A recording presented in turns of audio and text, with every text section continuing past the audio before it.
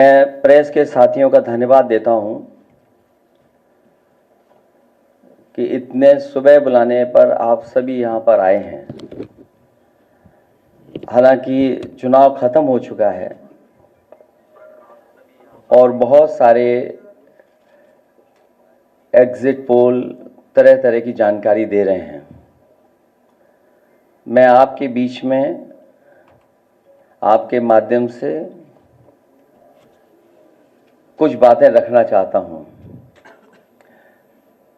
मैं शुरुआत करता हूं कि जितनी ऊंचाई पर जाकर कटती है पतंग,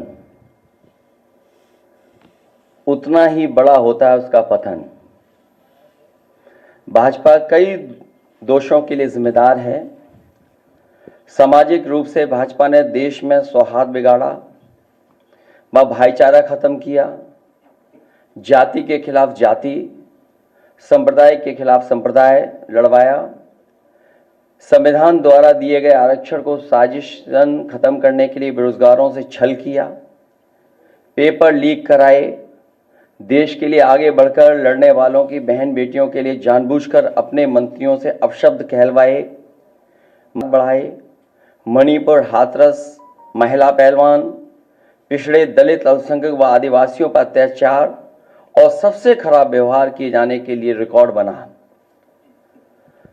आर्थिक रूप से इलेक्टोरल बॉन्ड का ऐतिहासिक भ्रष्टाचार किया।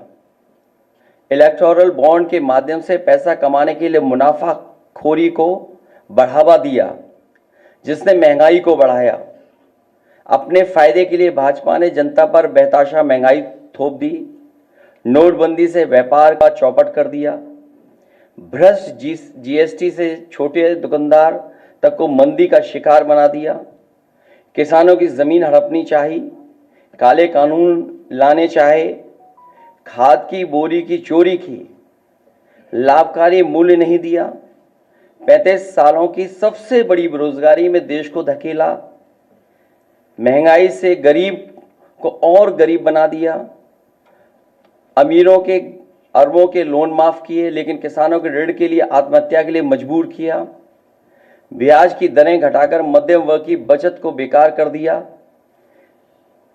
बैंकों में तरह तरह के चार्ज और पेनल्टी से लोगों के खाते दीमक की तरह अंदर ही अंदर खा गए, बैंक लॉकरों के नाम पर जिम्मेदारी से पल्ला झाड़ लिया, नैतिक रूप से चंदे तक का पैसा खा गए, केयर फंड के नाम के आगे पीएम के नाम का इस्तेमाल करके बाद में हिसाब देने से मना कर दिया, अपराधियों को शामिल करने, उनके कृत्यों पर पर्दा डालना, जैसे मणिपुर में अपने संगी साथियों द्वारा बेटी के साथ मानवीय व्यवहार में, बीएचयू छात्र अभद्रता कांड में, खीरी किसान हत्याकांड में, हाथरस की बेटी के बलात्कार हत्या व कानपुर देहात कांड में जहां मां बेटी को झोपड़ी में जिंदा जलाकर मार डाला। ऐसे अनगिनत उदाहरण हैं। शारीरिक रूप से देखें तो भाजपा लोगों के शरीर स्वास्थ्य से भी खिलवाड़ किया, उसके भी दोषी हैं। भाजपा ने बिना जांच परखे जानलेवा वैक्सीन लगवाई, कमीशन खाकर गलत दवाइयों को पास करके लोगों का जीवन खतरे में डाला। इसका सीधा असर जनता की सेहत पर पड़ेगा और आने वाली पीढ़ियों की तंदुरुस्ती पर भी। भाजपा पीढ़ियों पर प्रहार की दोषी भी है।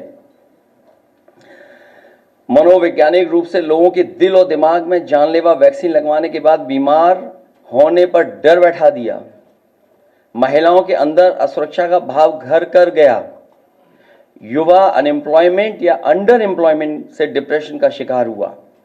राजनीतिक रूप से चंडीगढ़ के मेयर चुनाव में कैमरे के सामने धांधली की, चुनी हुई सरकारें गिराई, खरीद फरोख्त का नकारात्मक सियासत को जायज ठहराया, पारिवारिक रूप से राजनीतिक फायदे के लिए परिवारों को लड़वा दिया, भाई के खिलाफ भाई को।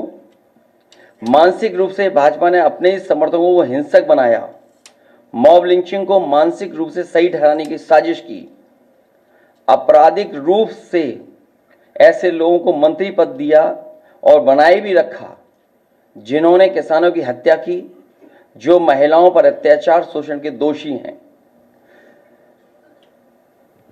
न्यायालय तक में अपने लोग पिछले दरवाजे से सेट किए, न्यायाधीशों से खुलकर एक विचारधारा विशेष के लिए बयान दिलवाए, न्यायाधीशों को राजनीतिक पदों पर लालच देकर कानून तक को अपनी भ्रष्ट सोच से यही काम यूनिवर्सिटी, कॉलेज, स्कूलों में किया। नौकरशाही में लेटरल एंट्री के बहाने यही धांधली की। योजना आयोग खत्म किया। ED, CBI, IT, income tax को सरकार बनाने, बचाने और चलाने के लिए इस्तेमाल किया। झूठे आंकड़ों से देश और दुनिया को छला, जिससे अंतर्राष्ट्रीय स्तर पर भारत को विकासशील देशों की भाजपा ने इन्हीं सब कारणों से देशवासियों की जिंदगी को खतरे में डाल दी। भाजपा का झूठा राष्ट्रवाद, चीन की घुसपैठ से रजांगला मेमोरियल जैसे शहीदों के बलिदान का स्मारक तक नहीं बचा पाए। भाजपा की भ्रष्ट नीतियां बीते कल के लिए नहीं बल्कि भविष्य में भी देश की रक्षा के लिए असमर्थ व अक्षम है। इसलिए जनता इस बार गांधी जी को याद करते हुए करो या मरो की तरह आंदोलित हो गई है। से देश नकारात्मक ताकतों से आजाद होने जा रहा है।